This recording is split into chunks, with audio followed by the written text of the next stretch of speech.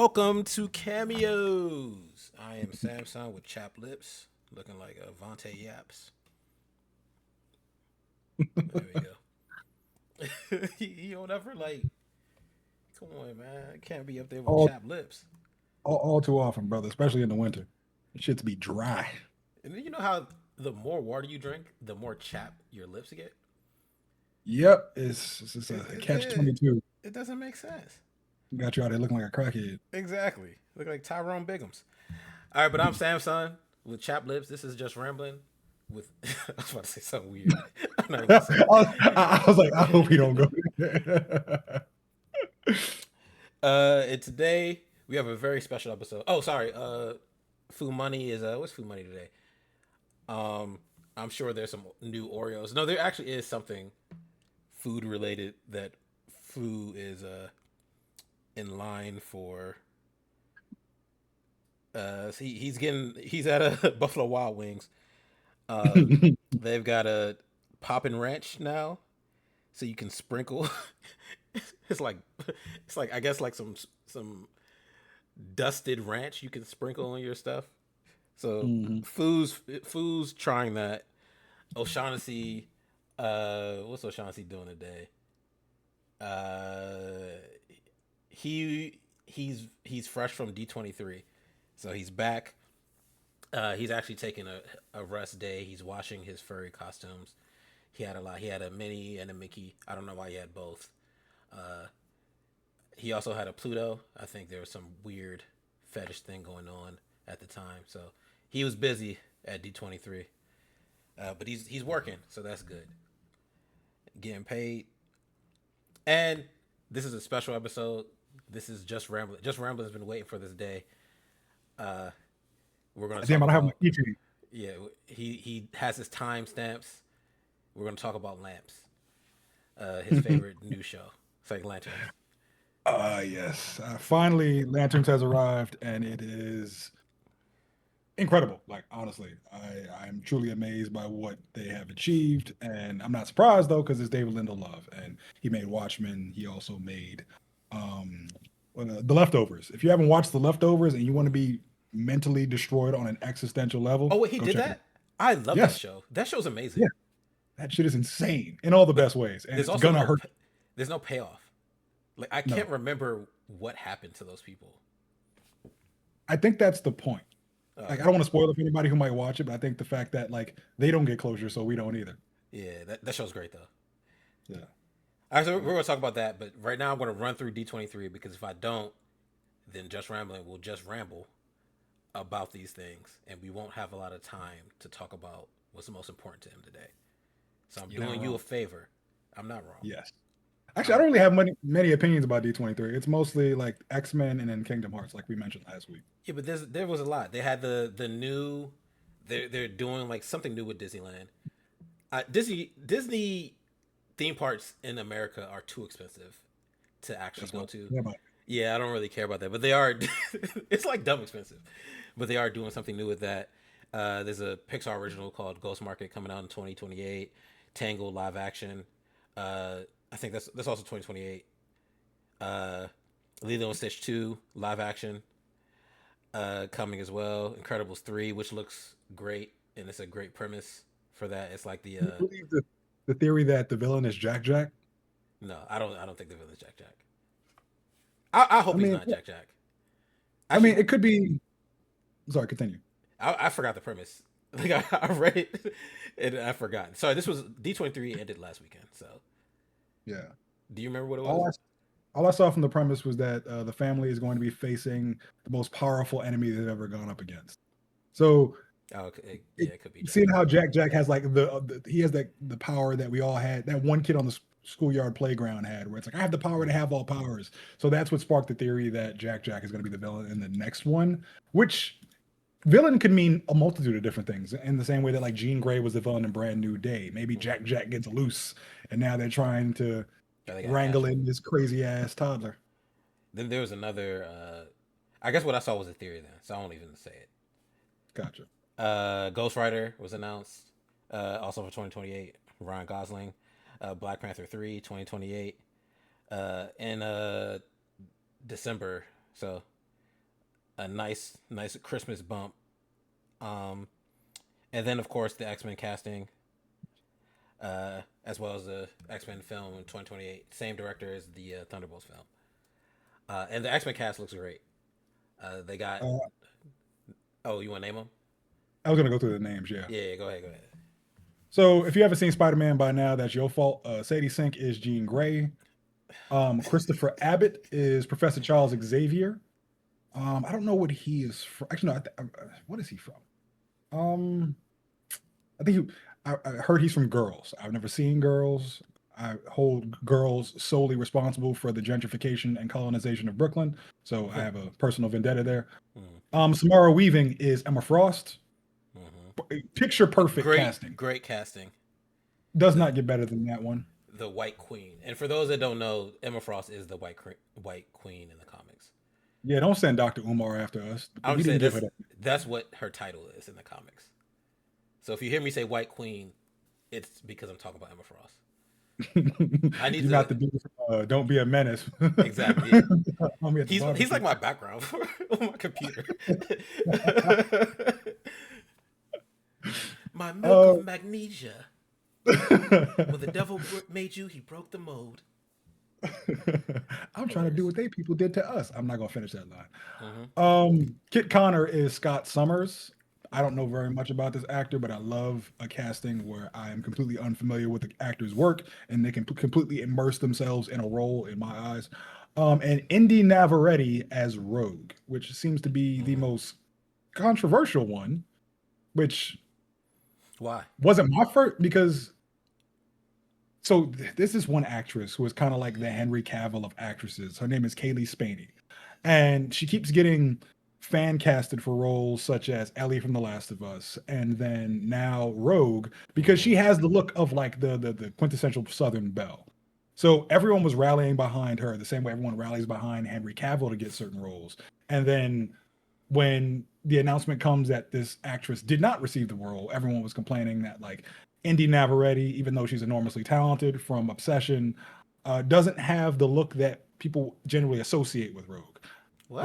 I think What are you talking about? from a comics perspective, she doesn't very much look like Rogue. However, if you go with Goth How? Rogue from X Men Evolution, she definitely fits the part. But how does she just put her in makeup? Like I don't understand.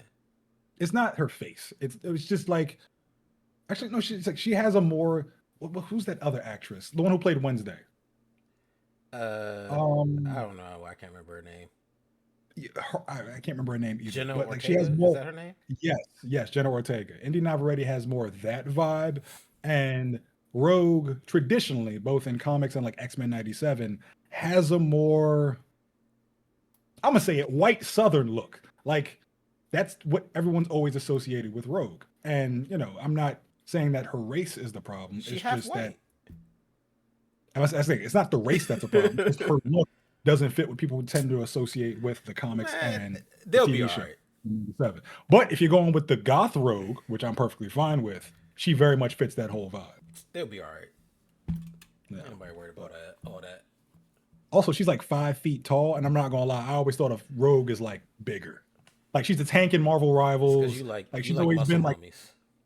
that is very true. However, she's always been like a more sturdier built individual. Like she's always been like a tank uh, who can go around and beat on the biggest, strongest motherfuckers in the game. So like to have a 5 foot Latina going around throwing around the biggest dude, it's gonna be funny as hell. It's just not what I immediately associated. I think she can do the job. She's incredibly talented. It's just not that Samara Weaving kind of response where it's like, oh yeah, this makes perfect sense. I think seeing a 5 foot Latina throw around men is going to be triggering for So my entire life, pretty much. you. Exactly. It's hitting too close to home now.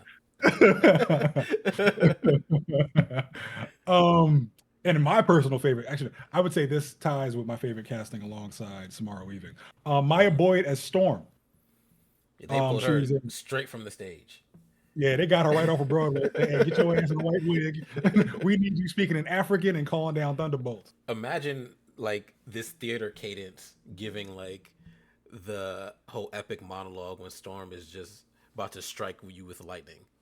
That is perfect. that's Like, that's who they casted. I know some people might see that as corny if they have live action Storm do like the poetry when she calls down big She bolts of should. lightning, and It's not she corny. should. Please do it. Like when you have a Broadway talented actress who has the voice, she could sing her ass off. By the way, TikTok was recently campaigning alongside her to play Tiana in the live action Princess and the Frog that they're making, They need to stop and making live actions. They are I agree with horrible. you up until it comes to Atlantis or Treasure Planet. Yeah. Um, but for Princess and the Frog, she's been doing renditions of their songs, and she sounds pitch perfect like Tiana. So you have a Broadway trained actress who can sing and conjure that gravitas that we've known from Storm and like X-Men 97. Please make her do the rhymes. Yeah. I don't care how corny you might think it is. She will make it badass. This is better than any fan casting we were doing. I don't even know why we That were talking for real. We sounded that's the stupid. funniest. That's the funniest thing about it. It's like y'all, like the entire internet needs to stop listening to all these leakers and all these rumors and all these fan casts and shit because 9 times out of 10, it's always somebody no one expected whatsoever. Wait, hold on, hold on. Don't stop listening to all of them. Listen to ours, right? And then ignore what we're saying, but still listen to ours. When have we been right about fan casts? It don't matter. It's not about being right. It's about just being a fan. My whole X-Men fan cast was wrong because I aged them all up, and I Yeah, tried to link it to X-Men '97, which is season's terrible. Season 2 of X-Men '97 is the worst. yeah, Whatever. that's But all right, but yeah, and our last casting is Adam Driver as Mr. Sinister. yeah. I wish he wasn't a villain. He just always the villain. I wish he was gayer.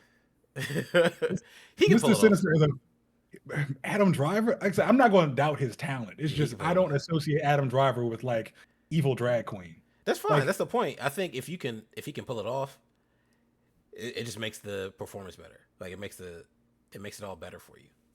mm, yeah, I vote like the comic book version of Mr. Sinister that I love personally is very like Rocky Horror, like Mhm. flamboyant drag queen energy, sassy, diabolical. Like I would have loved to see like they Disneyfied him, where like they gave him a little bit of that spicy evil, but then also that sass. Like that's the version of Essex that I like. Mhm. But Adam Driver is enormously talented as well, so yeah, I'm pretty sure he can knock whatever he's trying to do out the park as well. So Yeah, best of you're luck right. to the cast. I'm glad they went young so we can get these X-Men stories for a long period of time. Except the White Queen. She's like I think she's the oldest. I think she's like a little younger than us. No, I think she's like Don't 30. dox us. I'm Um, 23. oh no, she's 34 yet, so she's a little younger than us. We can't even pass for 30, motherfucker. Like 23. But I think she doesn't she can still pass for like 20. So if that's Yeah. but well again, but who knows what they're going for, right? She could Mm. be working with Sinister, so of course That she's older. okay. We're on the same page. That's All right, exactly what I so was all thinking. right, let's move on. I can already tell it's about to And be then too like rambling. the tone switch at the end, and then she joins the X Men after realize, Yeah, yeah, okay, yeah, yeah, Josh Rossum. I could see a Hellfire Club type of thing going on, but we'll mhm, see. I'll leave it alone. yeah, because I have Wait, you ideas that said are Professor X more. is casting too, right? Yeah, Christopher Abbott. All right, there you go. Okay, I think that's Audrey Plaza's new husband or baby daddy, one of those two. Baby Daddy. I don't think she's remarried. Ah, yeah, because her previous husband passed. Let's not talk Um, about that. uh, okay. Crazy. We started with all this X-Men D23 stuff. On to food news.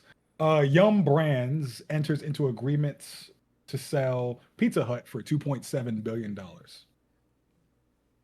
Okay, it needs to go. The Yeah, I concur. two point On seven the seems business, like a lot for pizza, though. I'm not gonna lie, yeah. but On to okay. business news. The creators of Pal World trading card game have apologized to fans because the game is already facing supply shortages. The first set, Dawn of Palapagos, launched on July 30th and had more than 3.5 million packs pre-ordered worldwide before release. And they just issued apologies saying they're going to try their best to make sure as many people get as many items as possible, which we know isn't going to be true because Scalper is going to take them from everybody That's fine. and I hope resell them. I hope the because like scalpers lose all their money. So I don't even know if the TCG is playable. Like, it's yeah. is it even a good game, or y'all just buying stuff? So lose your money. That's fine. I'll stick. Just No, don't touch my Magic. You know, my One Piece, Naruto when it finally comes out. I might. Yeah. Actually, I don't know if I've I'll been play playing. Naruto. I don't know if I'll play that. No, I'm not playing that. I'm sticking with Magic. I don't need any more reasons to spend money. Magic done already fucked me up. Uh, Um, I'm already thinking about going to like the next local convention to go buy more cards. Like this is bad. mm, This is gonna be it's my okay. one vice. I don't need anything else. I The told you, reason I you got my just cards here because I'm sitting here trying to figure out how do I want to upgrade the deck. man use the app, and then you can like limit yourself. Like I don't buy a bunch of cards because I'm trying to build this deck in the app first, and then when I'm Hmm. like, all right, I like it, then I'll go buy the cards to actually build it. So it That's slows you smart. down. So it's like, how does the app work? Like, is it like Marvel Snap where like you play and then they reward you with a few cards here and there, or do you just go buy the cards individually as if they were So actual cards? you can do that, right? You get like basically card tokens to use to get Okay. like rare and common, uncommon, and mythic cards Okay. in the game. You also buy packs, so you can get them Okay. from there as well. Uh, it, it's kind of it's I don't pay to play, right? I just grind, so it's taking me a Yeah. while to build up my stock. But Mhm. you know, you do your dailies, get coins, blah blah blah. But you do get enough decks in the beginning to like build something, right? So Gotcha. that's why like I've been taking my time. So first I built my Ignis deck, then I built my, Radcliffe deck, and now I got my Mhm. next deck loaded. Gotcha. Yeah, because I'm currently working on this. This is my first custom deck. That's not a pre-con. I got a Golgari deck, which is black and green, and I've just been fucking with it, and that's why it's been sitting here on my desk, Mm, readily available. Whenever I get a free moment where my hands are available, I can just mm, mess around and try to figure out combinations and every other thing I want to do. mm. But that's good See, to know. I'll probably finally yeah, man, start playing that. play the app. See, we really about this Magic life and this TCG life. I got to see what Naruto look like before I decide if I'm gonna play it or not. I wish you the best in your endeavors. I'm staying my increasingly broke ass over here in Magic. Mm. Um, On the same topic, Target has reportedly told employees that they cannot break seals on Pokemon products or other TCG items under any circumstances. The leaked memo says that the inventory belongs to the vendor, not the retailer. This sucks. Yeah, but it's also good for Target because everybody's just going to go to Target now because Target's Yeah. the only ones not cracking packs. But then Target will run out of inventory. So if you want, like, that might still mess up the market, right? Because anyone trying to scout cards and sell you packs, they're all going to Target and nowhere else, which means that you can go get something for a reasonable price at another retailer Mhm. because they've already cracked it. Yeah. So yeah, good. Yeah, it's just crazy that children are having to battle sweaty old men for cardboard. That's fine. It's a life lesson. Yeah, I got my one local supply that I take my son to, and I ain't telling nobody. Wow. I can tell you off camera It's like I because, know you where know. it is. It's fine. I know where it is. Research suggests that Reddit has become more negative over time, Yes, and there sir. may be a surprisingly simple reason behind it.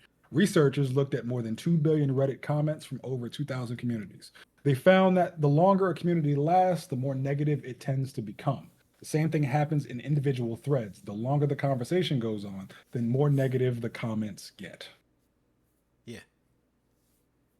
Like it seems like a nothing study. Of course. My guess is that the longer the conversation goes on, the less people feel like they're being heard and understood, and the frustration just compounds more and more and more.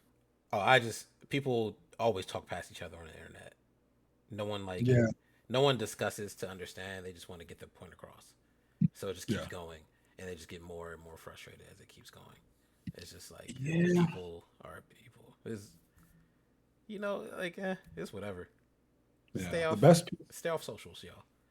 yeah, the best piece of advice I've ever heard about the internet and discourse as a whole is you can control what you say, but not what people hear. Mm-hmm. So you could have the best of intentions, but then like if you say something like, fuck cancer, like which is a common thing to say to people when they're going through cancer and like, pretty much saying, I hope you beat cancer. But then if you say fuck Mm-hmm. cancer and nothing else, somebody on Twitter, because they want to start up a controversy and be like, wow, you're talking about the cancer community? Like those people are so how dare you? It's just like, Mm-hmm. oh my yeah. So yeah, it's just there's a lot wrong with just internet discourse as a whole. Like, and once you put a point system to something, then it becomes a bit more disingenuous because people are competing as opposed to having conversations and trying to actually understand each other. And just stay away from it as best as you Mm-hmm. can. I say, as we do an online podcast. I don't use the socials like I'm supposed to, so it's fine Thank until God. until I start using them. It's going to be a Pandora's box, a double-edged sword, if you will, because on one end it'll expose us more to others, and hopefully bring new fans and new listeners. But alternatively, it is going to throw us into one of the biggest, nastiest cesspools of angry people who are actively trying to pick apart everything you say and do in an effort to try and win the conversation and grift and cause controversy because negativity sells more than positivity. Mm-hmm. Speaking of negativity, Marvel Rivals keep fucking up and being racist towards black people is the allegation that's been going around. I haven't played Rivals in a while, so I don't know. But best I can tell you, based on what I've seen, is that Marvel Rivals releases costumes for all of its characters, of course. And black people don't get very many costumes, and when they do, it's very low effort, or it's not considered legendary. Or when they announce characters like Blade, he's in chains, or like Moon Girl from Moon Girl and Devil Dinosaur is like in prison, which is Mm-hmm. very strange. They And had then, the Storm joint. They had her. It was like a tug of war scene. They had Storm. Sorry, it was men versus women for the tug of war scene. mhm, They had Storm with the men. Like, all right, man. yeah, You know what and it then is. Like, it's like they had like this beach event where it's like they would have animations or like mm-hmm. victory animations. And for everybody else, it was everyone like having a good time, frolicking, dancing on the beach, showing Yep. off. And And if for Storm's whatever angry. reason, Storm angry as shit, just like Yeah. throwing punches and stuff. And I'm like, this does not help any sort of case you might be trying to make against the racism. What's the name? NetEase, I think the company is named. Something like that. I don't play Rivals no more. So, Yeah, I was burnt out long before Rivals even started to hit a stride because I was the Overwatch guy, so mm, I'm good off that. I've played enough of that kind of game for a while. yeah. Y'all gotta let your dollar speak. You don't like it, don't play it. I completely agree. Um, Kratos voice actor Christopher Judge criticized video game adaptations for not hiring people who worked on the original titles. He says, and I quote, I have no idea why you don't take that cast, those writers, especially when you are going to do episodes that are shot for shot remix of the game. He then later clarified that he wasn't referring to himself, more the creative team behind the God of War video games. He said that his son called him old as hell and had no business playing Kratos, which is very much what a son would say to a dad. Mm. But I think he does have a point when it comes to. I always forget, like, since I don't care about game stories, I always forget that people actually write these. And I never thought, like, to have those people just work on the show. Mm-hmm. And maybe they don't do it because these people they don't write for television, Mm-hmm. but you can have them consult something. I think he has a good point there. I think when he was talking about it, he was talking about like Last of Us, right? And not a single person there was involved with the game at all. No, And Neil Druckmann was involved. He's the sorry, creator of. no, besides him, I'm talking about he was talking about the writing staff for Gotcha. Last of Us. Yeah, yeah, they weren't involved at all with the Mhm. show. So It's funny. I was going to finish your thought. no, I get it. I see his point, Yeah, especially I when the agree. show's bad. Like season 2 of Last of Us is not great. Halo, uh, not great. Yeah, Halo might Uh, be the biggest offender of that. yeah, Fallout is pretty good, but it's like it's its own thing. Mhm. So yeah. Yeah, it's funny that like so it can go both ways because while Neil Druckmann was involved with The Last of Us, the best episode, in my opinion, of the entire Last of Us series wasn't even an episode from anything created from the game. It was the episode with the gay couple with Nick Offerman. Mm-hmm. Yeah. That episode was beautiful, and then everything else was just like, oh, okay, I've seen this before. I'm not really interested in it. Mhm. And maybe Josh watched them. They might make an Elder Scrolls series. I think there's a lot more.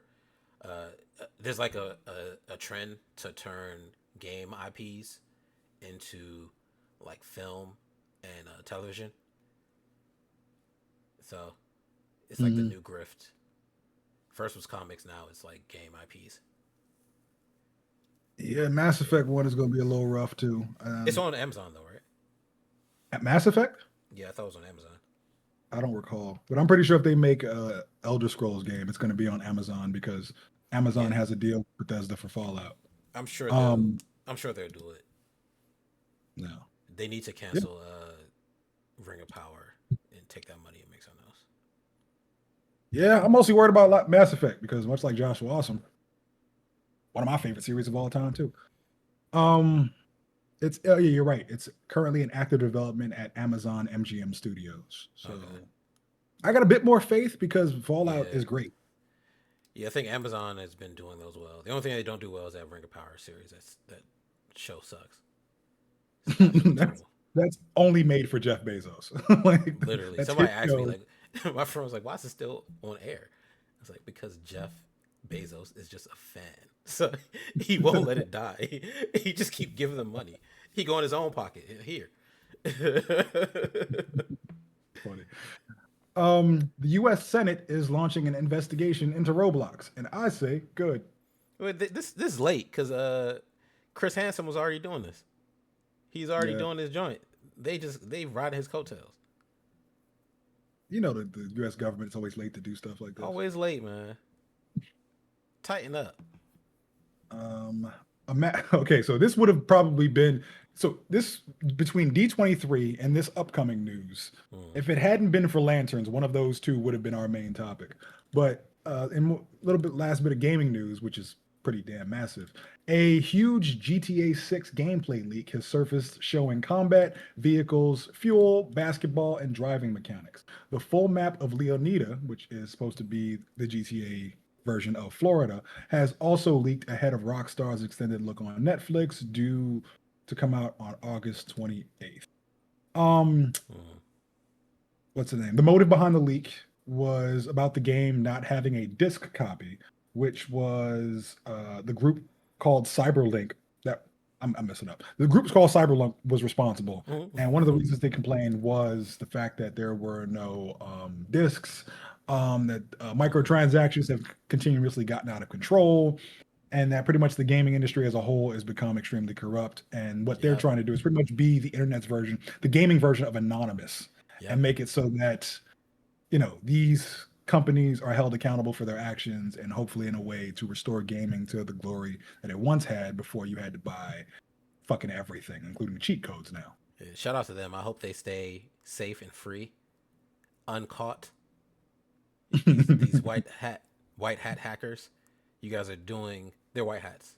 No, they're white hats for us. They're not for like the corporations. But they're doing a great service because they are not wrong. Corporations don't care about us Mhm. as like consumers. So I appreciate them, and hey, y'all stay free. We with y'all in spirit.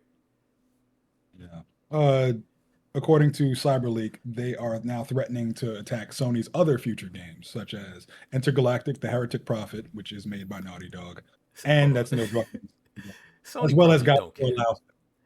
I'm sure Sony don't care. Sony get hacked like every other week. Yeah, they got all our information. Yeah, Sony. That's why I don't use no card, no nothing for Sony because they just get hacked. Everything I put in Sony is I go get the little gift card and I take that. So you're not getting my information. Sony's staking hacked, so Sony probably don't care. I mean, I feel like they would care in that, like, they didn't enjoy the big Wolverine leak that happened a few years ago. So it is what it is. They just move on. Anytime a leak at Sony happen, they don't apologize. They just, whatever, and they just keep That doing was what they do. that was an alley oop for you to start complaining about Wolverine Nah, because I don't. as That's, you have been for the last week. I don't. I've been trolling. I don't really care about that game. And I've been trolling O'Shaughnessy. Sorry Yeah. So for for those, context. The Wolverine game is getting a lot of online vitriol because people are saying it's like uninspired. It looks like every other game, and they're basing this off the random clips we got of the gameplay, specifically like the Sentinel boss fight, and they're like, this looks exactly like Ben 10. And like somebody had posted they took every game where you fight like a giant robot and just put them all in one screen with Wolverine. It's like, all right, they might have a point. Then they're mad that the the writer for the game is like some woman who wrote this LGBTQIA plus book, and like she wrote something else that everyone hated. All right, y'all doing too much. Whatever. I think it's misplaced. And it's like if you're gonna go after any game for being unoriginal, why Wolverine? Because the same mechanics they were talking about with the Sentinel that exists in Elden Ring with the fire giant at the top of the mountain. Hey man, it's not It's the same. it's it's It's the not the exact same. same thing. In one you're hitting wrists, and the other one you're hitting ankles. It's the Exactly. same You exact gotta bullshit. you gotta knock his ankles off. Then I don't want to spoil Resident Evil 9 for anybody, but at the end of the game, it's a similar fight. And if you're gonna criticize Wolverine, criticize everything. And Josh Rossum, you'll never get a Marvel Ultimate Alliance game again because it's not live service. They're not gonna do that. Damn, I wish. Actually, if you so with the Marvel Ultimate Alliance 3, it was just an MCU like promotional. Like they took all the beauty that made Ultimate Alliance 1 and 2 that involved like the accuracies of the Oh yeah, comics and like deep cuts and everything that we really appreciated before Marvel became like the Disney machine. And they just stripped it all away. And now yeah. I don't want it anymore. I feel So like I played Ultimate Alliance 3 literally one time and then closed that the little disc, not the disc because it was I had it on the Switch. Close the mhm. joint back up, put it in obscurity. I think my goddaughter probably has it now. Yeah, I never touched it again. Yeah, I was it's mad not when I worth it. bought it. And I should have known better when I saw Star Lord. Didn't look like comic Star Lord. He was just Chris Pratt with the music and the Walkman, and Mm, that's a Marvel creation. That's not Star Lord yeah. that I grew up with.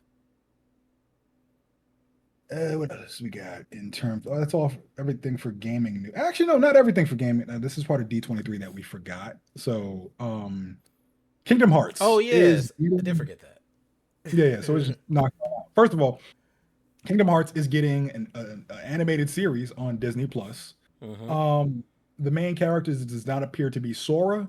That's all the details we have. For the It's coming best. soon. Sora sucks. Yes, Sora. I like Sora. You would. I don't know what that means.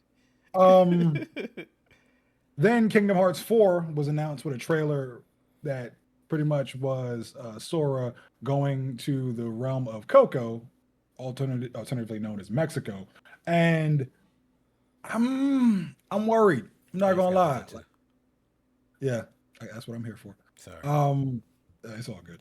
I am concerned because one of the things I love the most about Kingdom Hearts 1 and 2 was that it seemed like the most unlikely yet perfect marriage of Disney and Final Fantasy. And it was like two parts of my childhood just colliding with one another to make probably one of the greatest games of all time.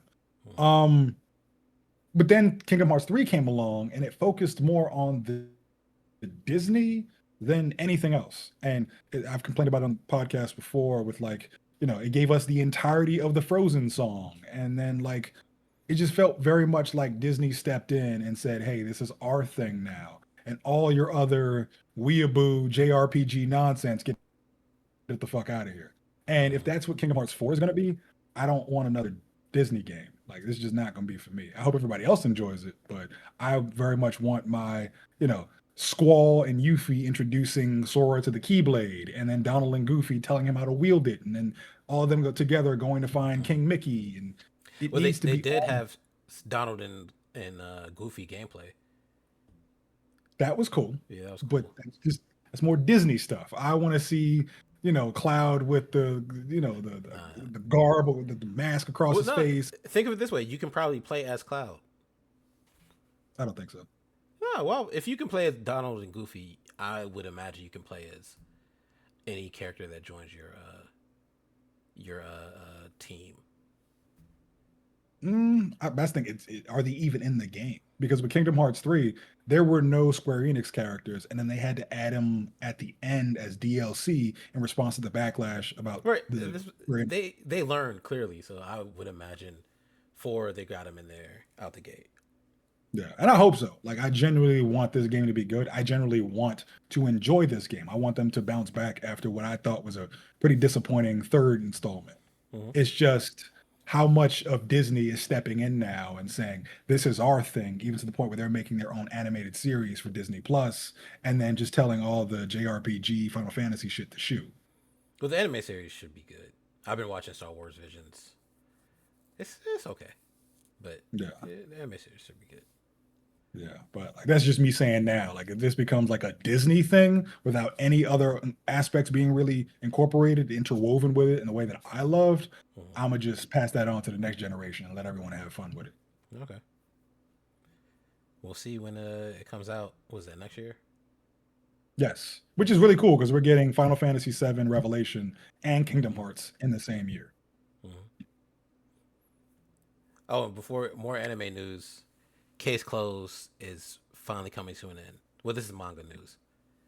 The mangaka for Case Closed is confirmed he finished writing the final chapter. And Case Closed, if you don't read it or know about it, it is dumb long. It's been going on for like 30 years or something stupid. So, yeah, end of an era. Yeah. Television news. Nicholas Holt has been tapped to play Gilderoy Lockhart in the upcoming second season of Harry Potter on HBO. They haven't even done the first. Exactly. They like it's like we know it's successful. Go ahead Yeah. go ahead and cast them. I mean, I'm cool with that because they've already approved they've already assembled the writers' room for season 2 of Lanterns. So if they're that confident enough to proceed with that, I believe that they think that they have something good on their hands for Harry Potter. It's just I don't have an opinion about this casting because I don't know what the first season even Yeah. looks like.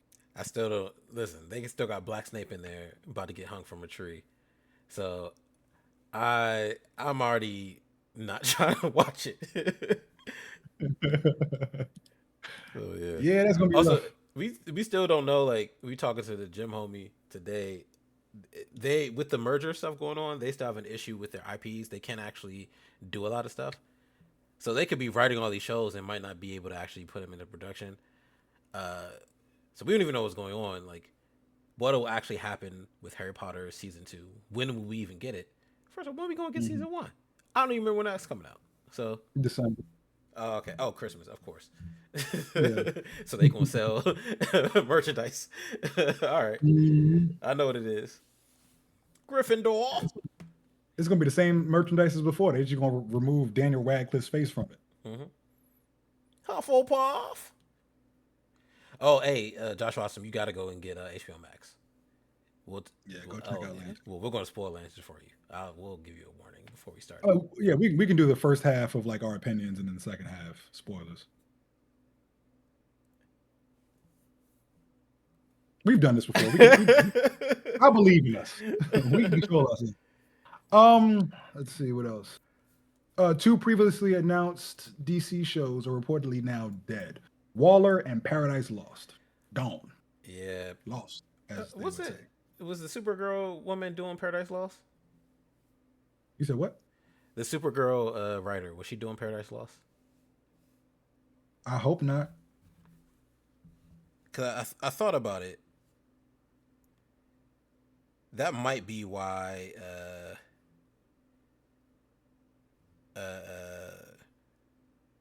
we didn't get that specifically.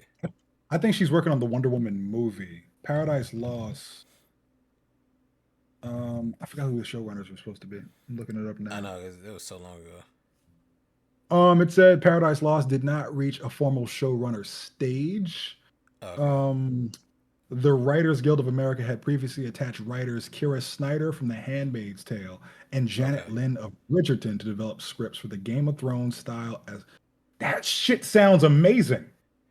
Okay, so that's all right. So it's not because of that. So then it must be again with the IP stuff. That's probably why stuff like Waller and Paradise Lost got shelved. Maybe in the future they'll come back and do it, especially given the success. Lanterns, I can tell, is going to be successful. Penguin Yeah. was and is successful.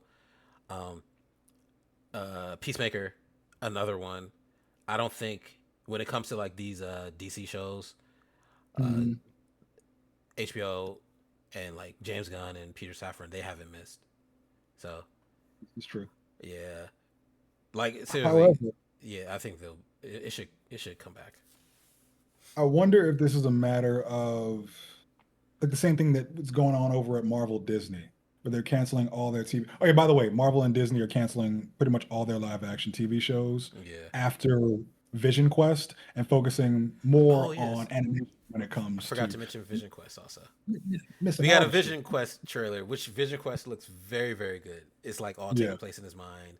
From it's probably more, but yeah, it looks really good. it's like it follows the comics in that like Vision has built this life for himself, and then various things start to fracture along the way, and he has to confront why. It's kind of like WandaVision in a way, just with Vision, Yeah. and hopefully less enslavement of entire towns. But with what was I saying? With what they're doing here, I think it's Yeah, a move your matter phone, of dag. my bad. My ring doorbell was going off. um, I think they're realizing that maybe TV isn't the best option for live action superhero shows. Well, And because look at again, Lanterns, Peacemaker, yes, uh, Penguin, although it's not a superhero, but in the same vein, I personally think it's more of I think it's more of the merger thing for DC specifically. I think for mhm, Marvel, it's more of a restructure. They got to figure it out because the Chepek area they were just flooding the market. yeah. It's like now we're oversaturated. No one wants to watch this. You're not even watching your own stuff. You're just giving us trash like Secret Invasion, the worst Mhm. thing Marvel has ever put out. Yeah.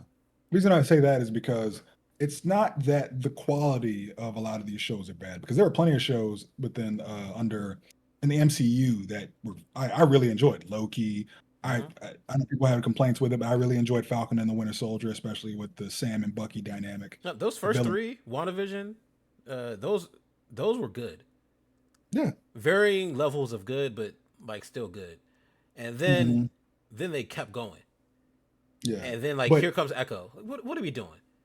This is what is this? yeah, but I think it's also a matter of you don't want to bombard the audience with homework.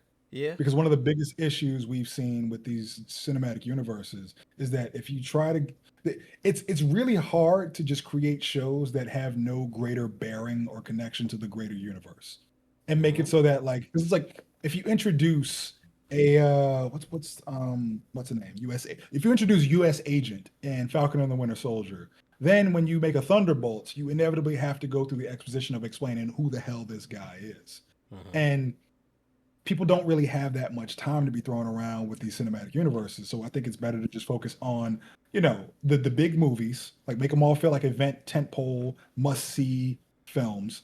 And then Mm-hmm. every once in a while you have maybe like a mini series here or a special presentation there.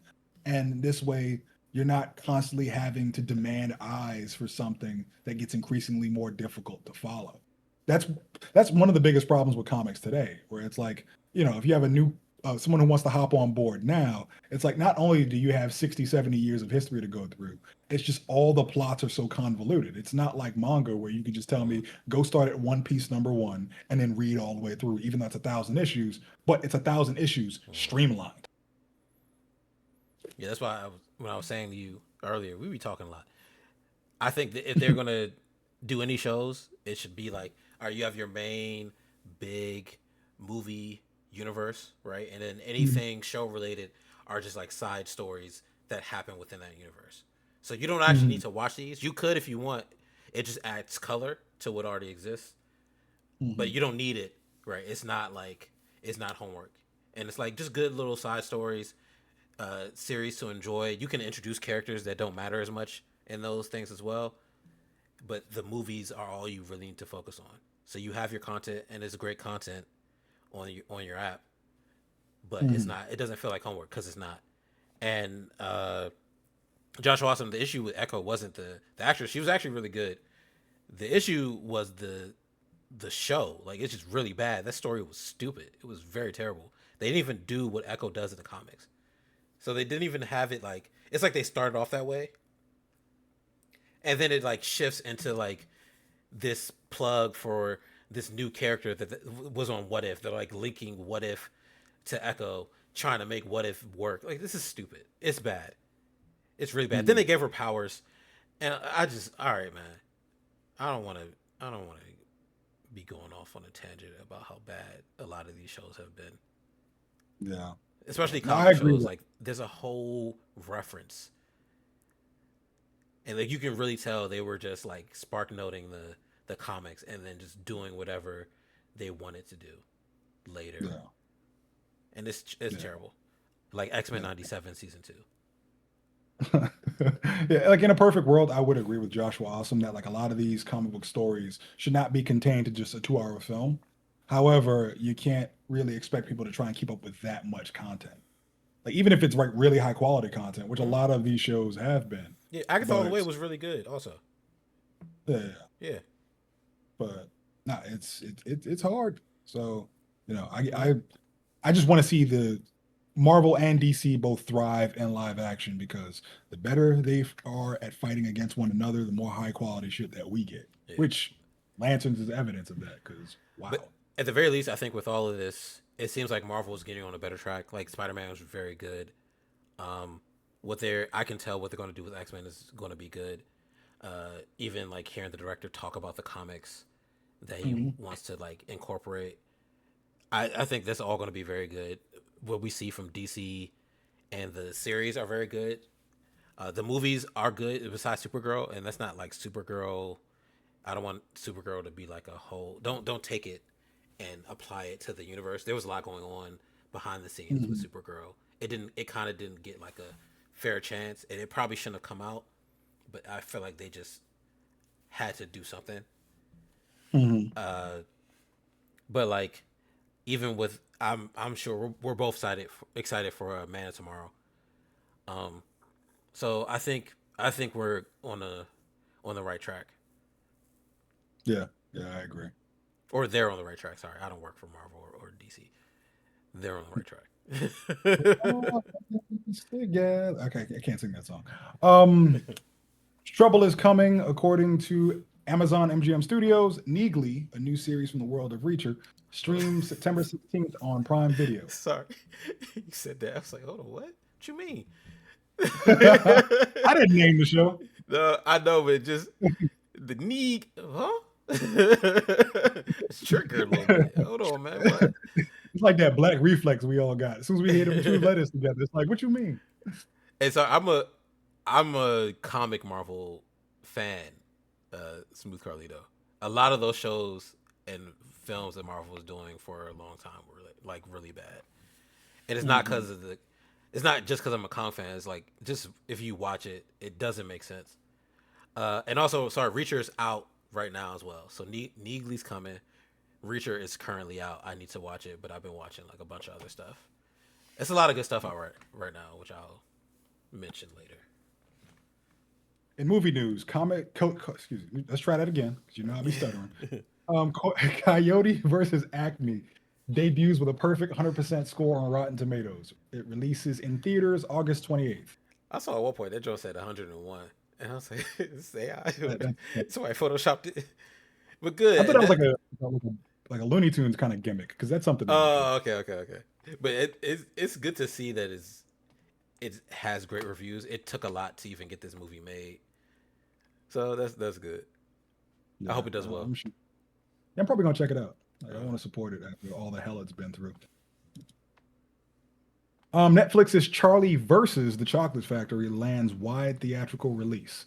Kate Winslet, Helena Bonham Carter, and Nicola Coughlan join Kit Connor and Taika Waititi in the voice oh, cast for the feature. Cyclops. You was just Yeah, talking about what's he in? There you go. this is I'm the going to see second thing that. I'll.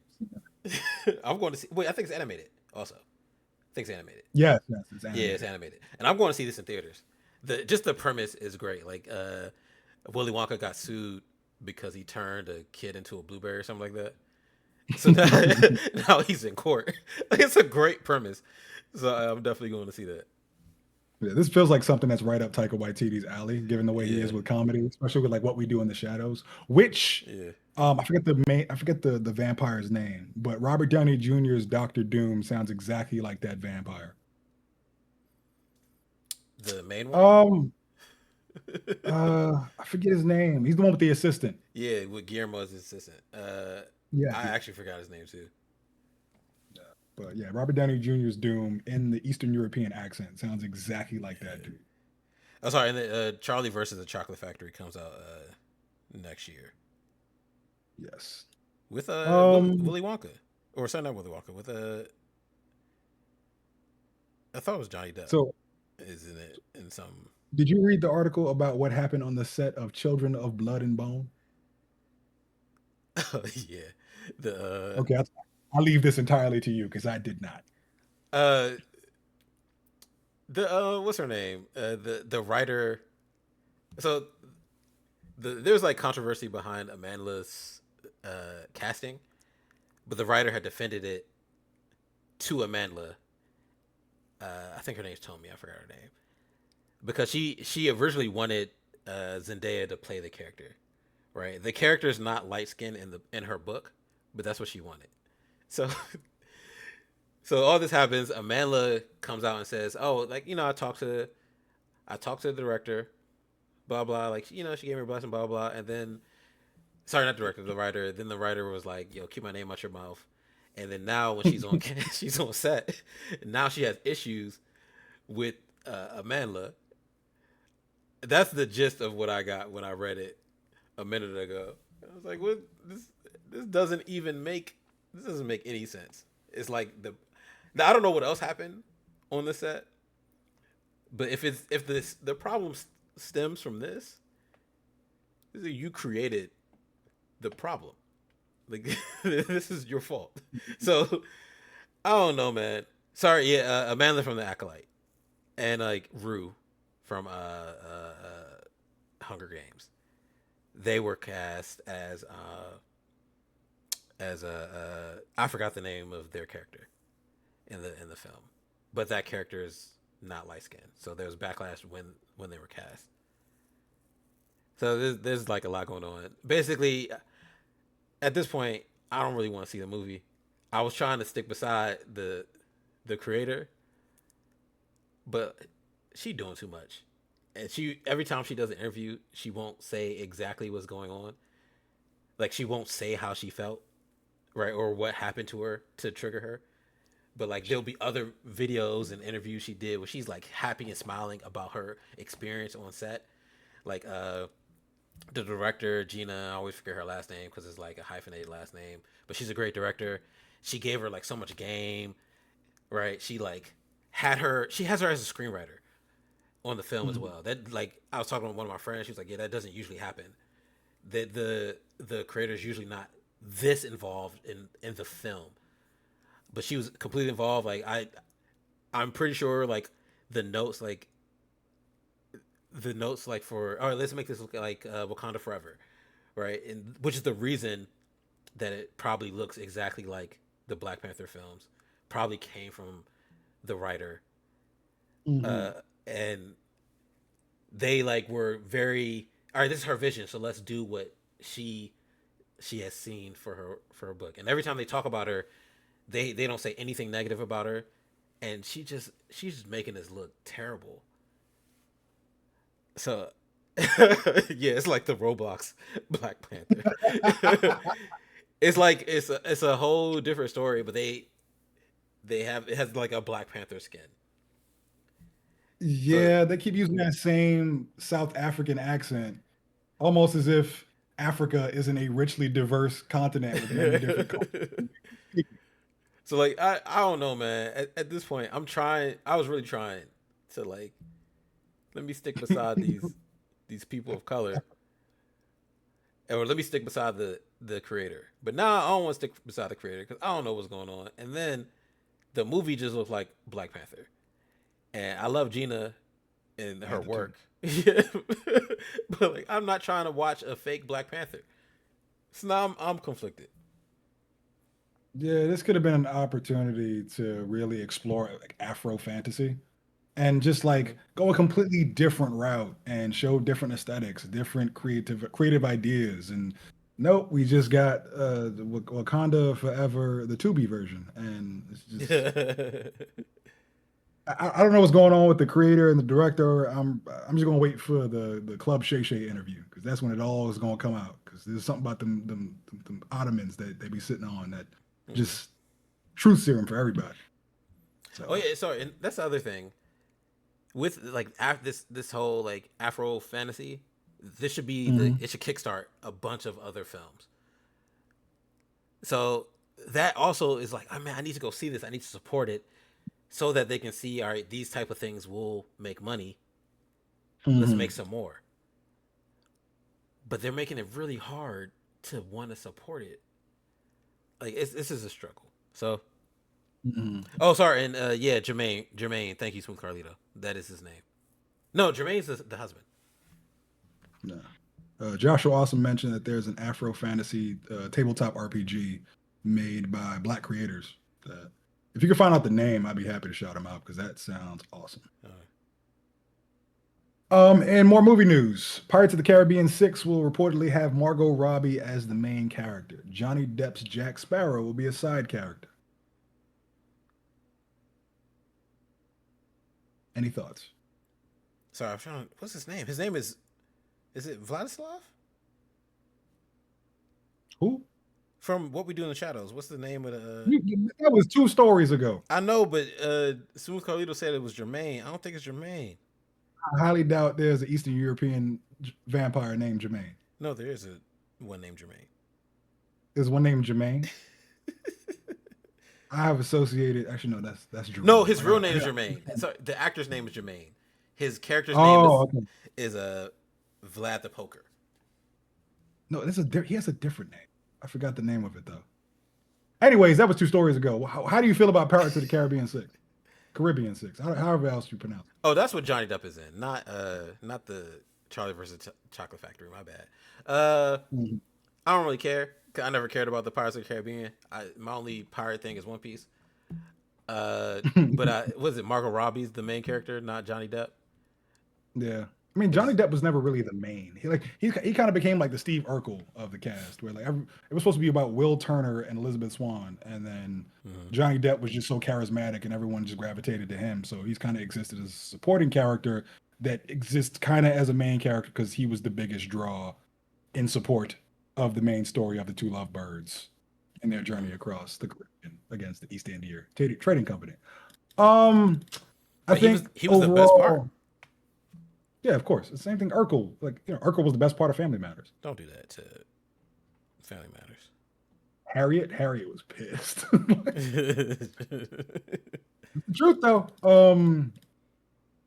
My thoughts. I think that Jonathan Majors should have waited a bit longer before he pivoted hard into Nazi propaganda. Because if Jack Sparrow and Johnny Depp could come back for all that bullshit, maybe there was a path to redemption for Jonathan Majors as well.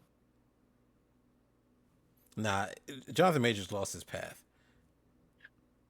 Yeah, now. But if you just stayed quiet and just laid low for like 5, 6 years, Yeah, he would better have than been what he fine. doing. Yeah. Instead, he jumped out there.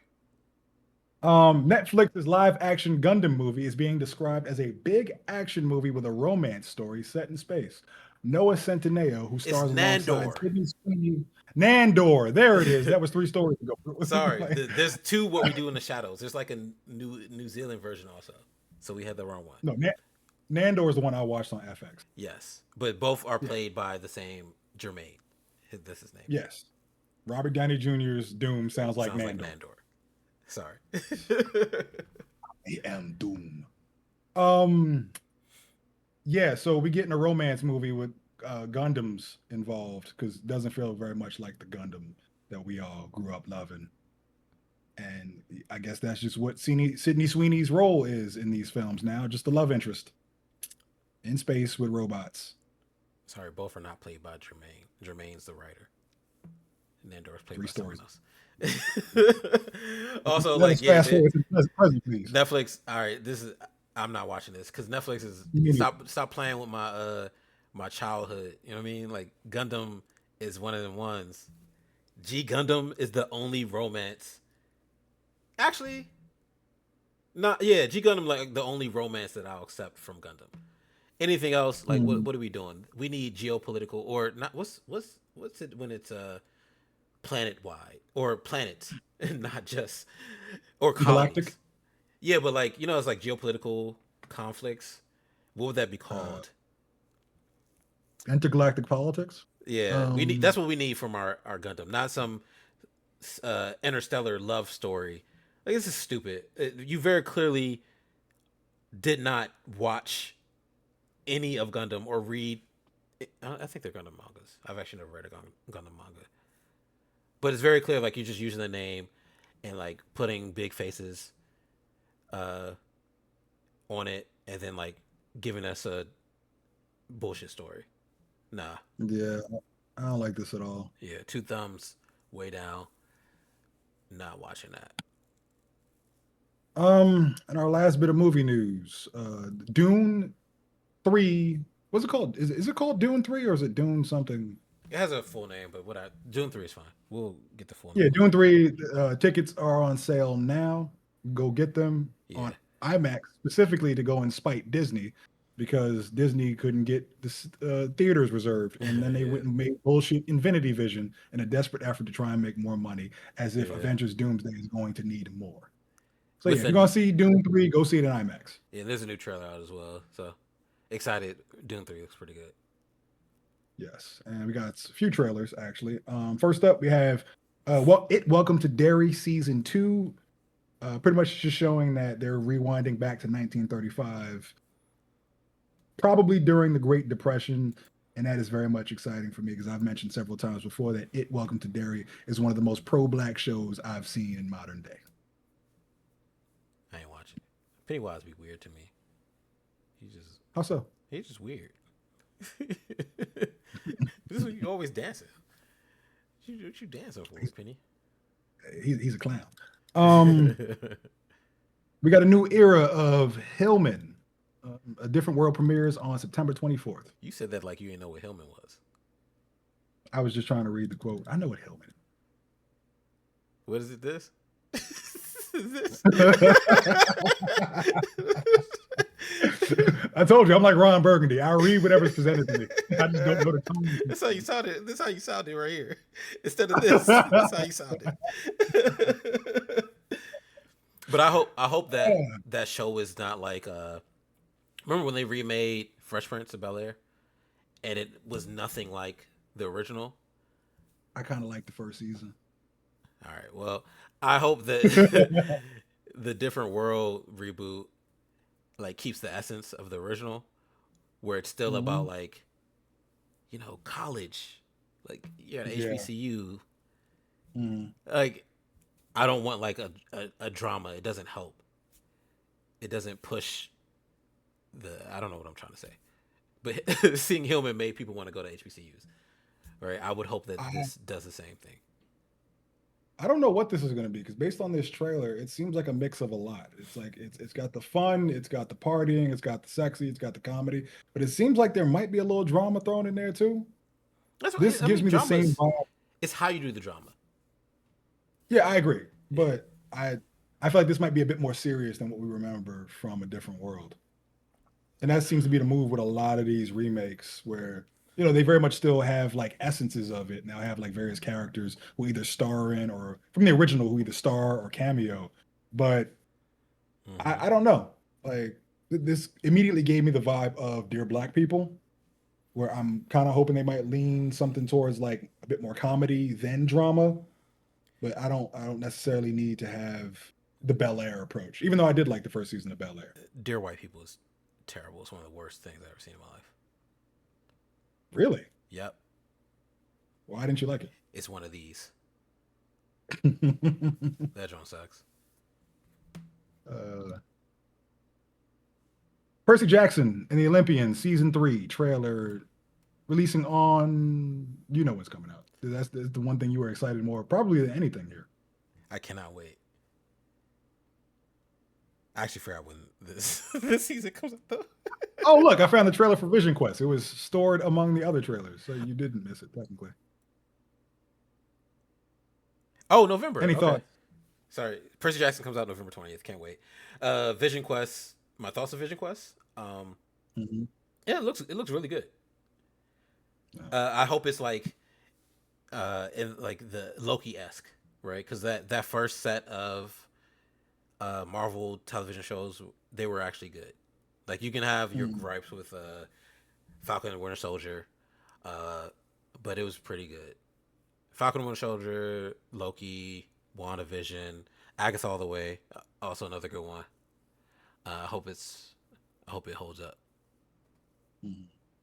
We got But another trailer looks trailer good. for got a trailer for The Paper, season 2. Oh, if you haven't seen The Paper season 1 on Peacock, go and watch it. Mhm. It is so good. Like it's the Office spinoff, right? Where instead of like selling paper, they are newspaper.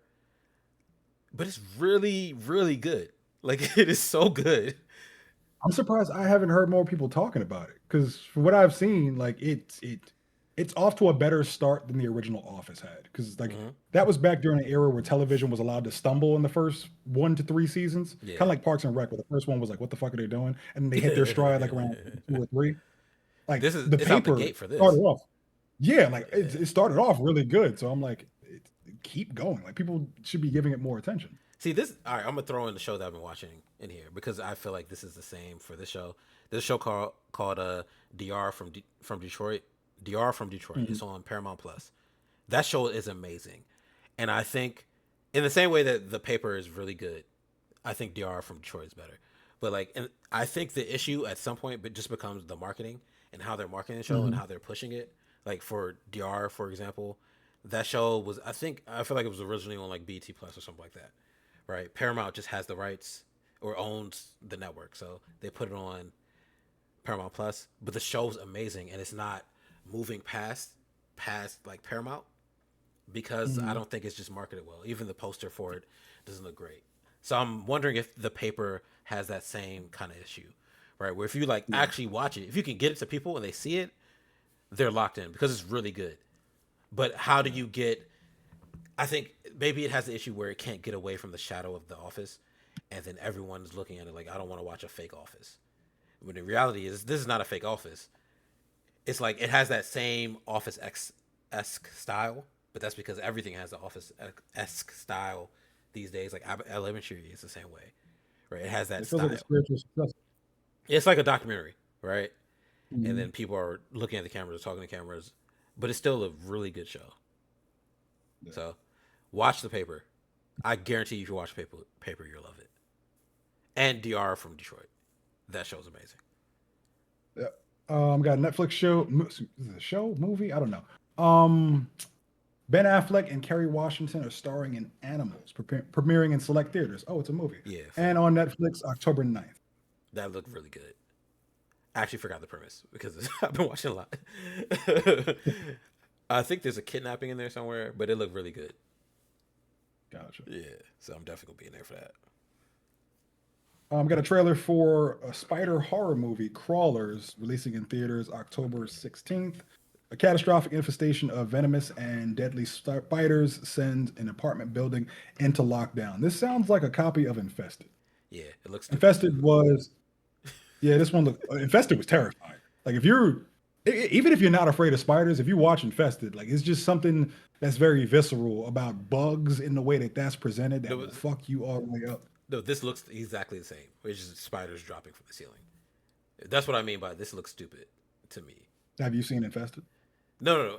What I'm saying is, well, no, I didn't see Infested, but this I know what Infested is. So I saw this Mhm. trailer and I was like, this movie was already made. That's what I mean by Yeah, this looks yeah, yeah. stupid. This is the same thing.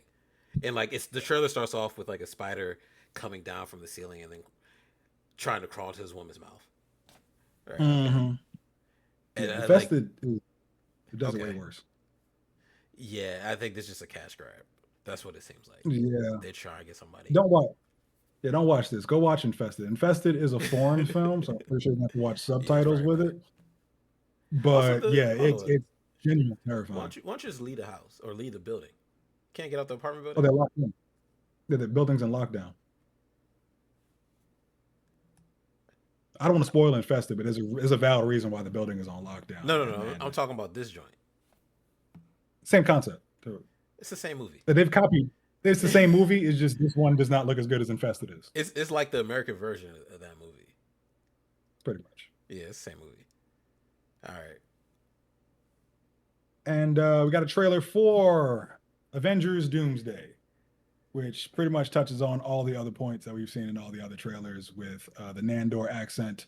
In this one, Susan indicates, or pretty much flat out says that the Fantastic Four, or at least their Fantastic Four from their Earth, has an existing relationship with this Doctor Doom. We don't know who it is. We have to pretend that it's not Robert Downey Jr. And it I will admit there was one moment that did get me that I did appreciate. It's when Reed Richards is holding Doctor Doom by the hand, like in a brotherhood kind of thing, and like begging Victor to tell him, like, did you do this? And I think that's pretty cool. I like the way that Pedro Pascal acted in it. I still have several thousand qualms left over about this movie, but the fact that the Fantastic Four aren't just going to discover Doctor Doom for the first time does give me a bit more relief. And from here, we just have to wait and pray that all of the leaks regarding the script are not true. By the way, several images leaked Chill. regarding Don't spoil the Avengers images. Doomsday. I'm not gonna talk about the images. I'm just saying that several images leaked about Avengers Doomsday. So if you do not want to see those things, I would avoid Twitter altogether because it's just like when Spider-Man No Way Home had the images of like Andrew and Toby all leaking, and everyone had to sit there and pretend like they didn't see it, or like pretend to be surprised when it actually happened, even though a lot of us who were on the internet that day very much saw what we saw, and then that rumor carried itself into $2 billion at the box office because everyone wanted to see if it came true. This feels very much like that. I'm starting to wonder if it's even a genuine leak or if it's just Marvel's sneaky way of trying to build hype for a film that they know everyone is questioning. I am one of those people. The CGI still looks terrible. That shot with Thor and Stormbreaker and the Doom two finger stop, that looks like Chat GPT in the worst way. And Yeah, get that hate out. I Let it's that just hate. it's not even hate. It's just like an appreciation of cinematography. I love the cinematography in Yes. Spider-Man Brand New Day Let because it that hate actually flow. had lighting and valid scene structure and geometry and physics and weight and all that other good stuff. And Yes. this is just like, let's take Yes. all of these action figures, put them in front of a green screen, and have them pretend that they are actually on location. And yeah, I'm over Yes. that aesthetic style, and it's so easily visible now. Let the hate flow. I'm done. You're done. Yep, I I, got I everything out. I didn't actually care about this trailer. I just at this point I already bought my ticket, so I'm just like I'm just gonna go watch the movie. Stop giving me trailers that are like unreasonably like vague.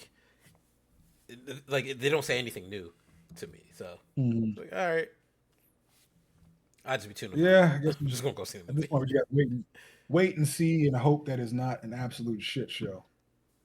Yes, Last that. bit of movie news. We got our first trailer for Zack Snyder's next film, The Last Photograph. So It follows a so photographer. don't need no. We're not wasting time on that. It looks dumb. Let's move on to no, no.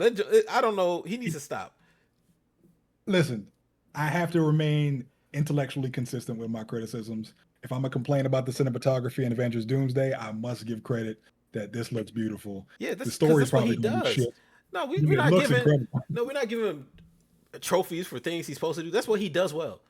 But I can appreciate some good cinematography. This looks incredible. The yeah, story is going to be terrible, exactly. That but we know how this goes. no, I'm that just Joe giving said. him the one shout out, so I'm not a perpetual hater with hypocrisy. That Joe said the last photograph. I didn't see one camera in the trailer, so I already know this don't make any sense. It How just you looked didn't nice. picking up anything? It's a I teaser. We're not supposed to see the whole damn plot. don't need the plot. I need just where the Polaroid. All right, do me a favor, make a straight face so I can talk about the obituaries. Oh nah, this is sad too, especially since we were just talking about Kingdom Hearts. Yeah, Yeah, brother, that didn't even hit me until like after the fact. For those who don't know, Hayden Panettiere died at the age of 36. I knew her from Heroes, and yeah, it didn't even occur to me that after this weekend at D23, where they were announcing Kingdom Hearts 4, the voice of Kyrie, passed away, which is just exactly, very sad. exactly. Josh Rossum, save the cheerleader, save the world. We didn't save her, and they're No. still investigating what happened. Hmm. So, man, but I don't think it was foul play, which is good. But then also, it's like, man, now it's another person that is passing young. Like, was she 36, right? So 36, 36 is relatively young. Um, That is young. yeah. So to pass at 36 is crazy. Yeah. I hope so too. And Like this is like I hope. Sorry, he said it. So hope it wasn't self inflicted. I hope so too. yeah, yeah. Yeah, Honestly, I hope we don't find out. I feel like with how craven paparazzi are, like let the family grieve.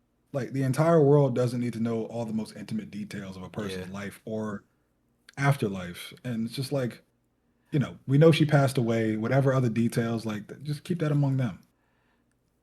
yeah. I was. I remember when MF Doom passed. We didn't know for a year that he had passed. Hmm. So the family got Yeah. to grieve in their own way. They told us what happened after the fact. I'm glad that they were able to sit with it. I wish Hayden Pennant. I always said her name wrong. Penitentiary is what I used to call her. Mhm.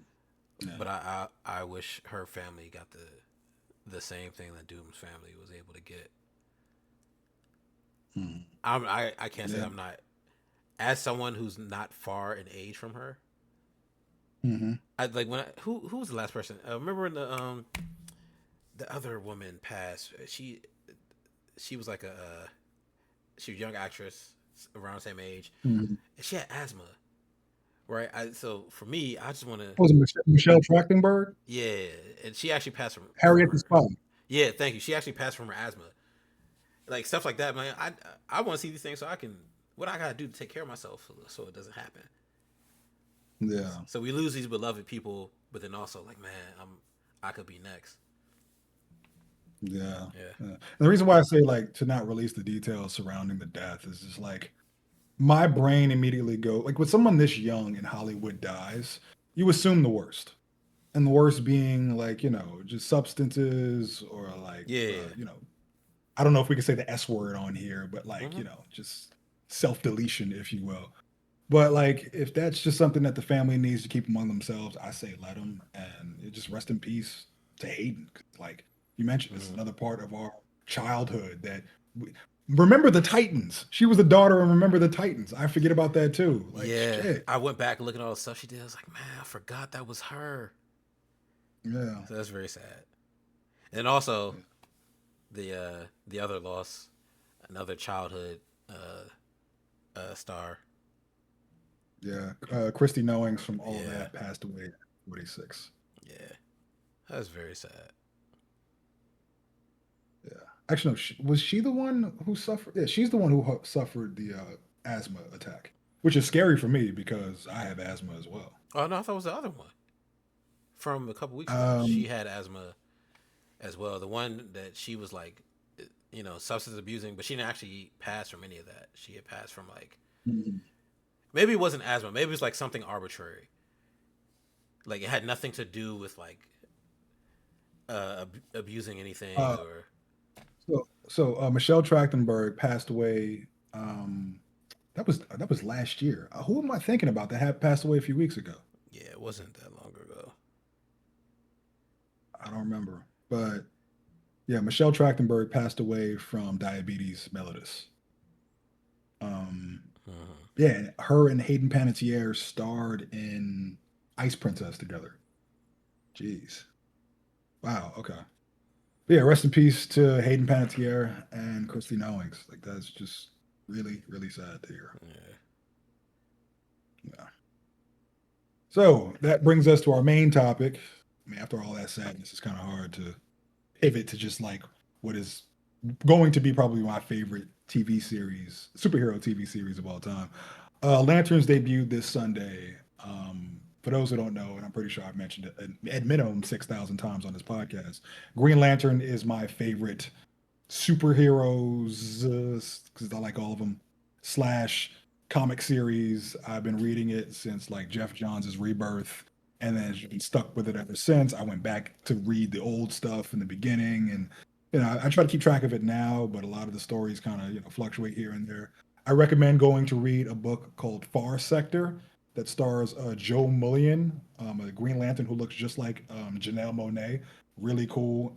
Art is incredible by an author or an artist named Jamal Campbell. But as for Lanterns, I originally, when I saw the first episode, I gave it an 8. But then as I really sat with it over the past 2 days and like really thought of all the deeper themes and like what David Lindelof was trying to say with just like one episode and interactions between Hal and John and all that stuff, I got to give it a 9. It's not a perfect 10 for me yet.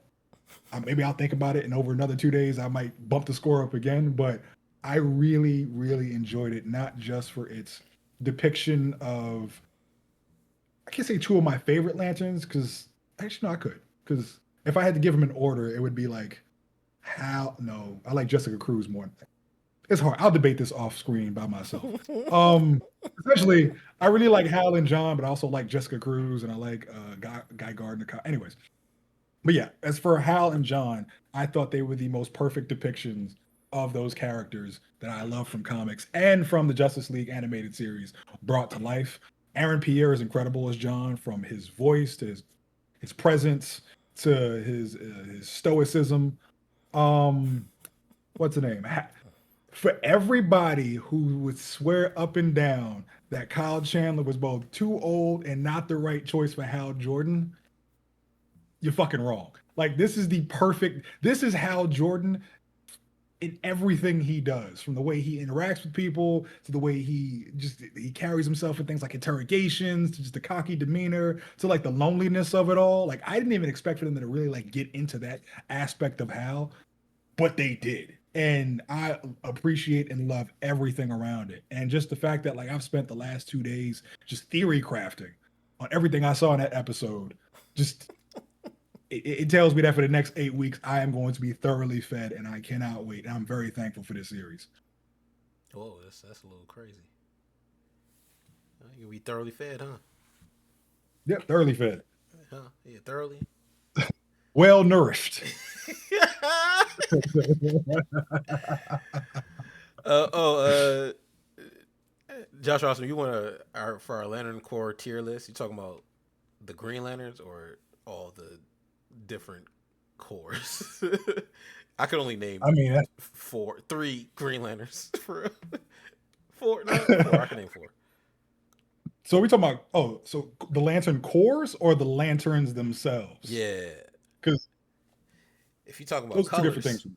orange is top because it's funny to Yeah, me. Large Fleas is hilarious. It's hilarious. If I had to go Green Lanterns, Oh, Hal that's is too my much. number one. He talking about lanterns in all the cores. And all, oh hell I no, we're gonna cannot be do up another that. 2 hours. I I'm gonna gotta give go you just open the my green. comics for that. My number one is Hal. Number two is Jessica Cruz. Um, John, Guy, Kyle, Joe, Simon Baz. Yeah, in that order. Only reason I put Joe that low is because I feel like she hasn't had as many stories as the rest. Hal is like the goat for me. I think Jessica Cruz is the best Lantern, given what she has to overcome with her agoraphobia. John is the best leader. I love that Guy is a tank who is an asshole but is willing to sacrifice himself for the greater good every single time. He's like, one of his best quotes is that like he's like, I get hurt so you don't have to. And then Kyle is like the quintessential 90s kid who grew up, like we grew up with Kyle, but he wasn't my closest favorite, even though his best friend Wally West is my favorite Flash. But yeah, that's my list. I can barely name these people. I'm gonna say number one is what is it, Kilowog, the one that be training everybody. The Pooza, yeah. The number two is the squirrel because it's just funny to me. Chip. Number three is the planet Because also again, this guy's in Planet. Mogo, Mogo. Then there's John because he black. Uh, After John, Guy because I like his haircut. His haircut's just funny to me. Mhm. Then after that, I don't really be caring. So, I like, think you would like Kyle because he likes like anime constructs and shit. nah, I don't be caring about Kyle. I don't. If you don't know, I don't like people that like anime. I tried to explain this to my wife one time. It's like, yeah, you guys will get along with him because he likes anime. No, that doesn't mean anything. I don't hang out with those people. Bro, anime fans are what kept me from anime for so many years. Exactly. Like, I like anime, but that don't mean I'm gonna hang out with you because you like anime. You got to be cool, and a lot of anime fans are not cool, so I don't be hanging out with a lot of them. Yeah. So my spoiler-free thoughts on lamps. That's what I call it because it's dim. Let's say now I'm just playing. Uh, Lanterns was really good. I'm. I was about to say something that happened in the beginning. I love Aaron Pierre as John, and like seeing his motivations and his drive. It's like, oh, this is really good. The way they did it, the way they do the whole buddy cop thing, and like John's approach to being a cop versus like Kyle's. Like you can tell. Sorry, not Kyle, because this is How? his real name. Hal's approach to being a cop is like it's so very different. Like Hal's very clearly seasoned and like knows exactly what he's doing. John doesn't respect him in the way that he should, and I love that dynamic until like John just starts to make mistakes because he's new and he's green, pun intended. So I love that. I love that interaction. Even the characters around them, like just the regular people that are in the town that they're in, and their interactions with them, and like the way the world is set up. Because this is not spoiler, but like it starts kind of like the world learns that Hal Jordan is the Green Lantern in 1996, and then 10 years later, he's like entrenched in this world, so everybody knows who he is, right? You see him, you're either like a fan or you're like a law enforcement agent, and you're like, yo, come on, man, we don't need you here, right? You're annoyed, and then like Mhm. watching characters navigate all that, it was very good to me. It made the show interesting, and then you don't need to like, sorry, excuse me, you don't need to have just like someone making unnecessary constructs for 40 minutes, however long the episode is. Just a bunch of like every time we got to see a construct, it like it was cool, right? And it didn't seem unnecessary. Even though sometimes it could have been unnecessary. Like we don't actually you don't actually need to do that. You're kind of just doing it. And so I loved all that.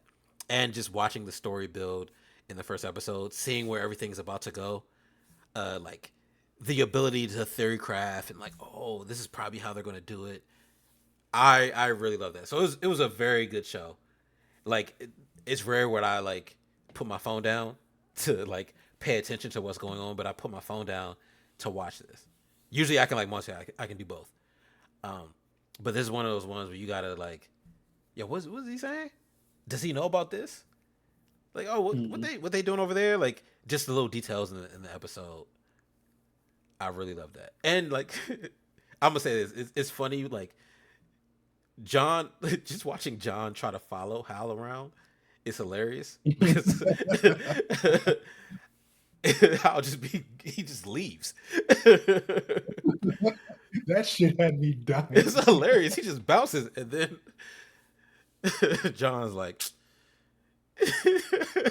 now you gotta go rent a car and make his way.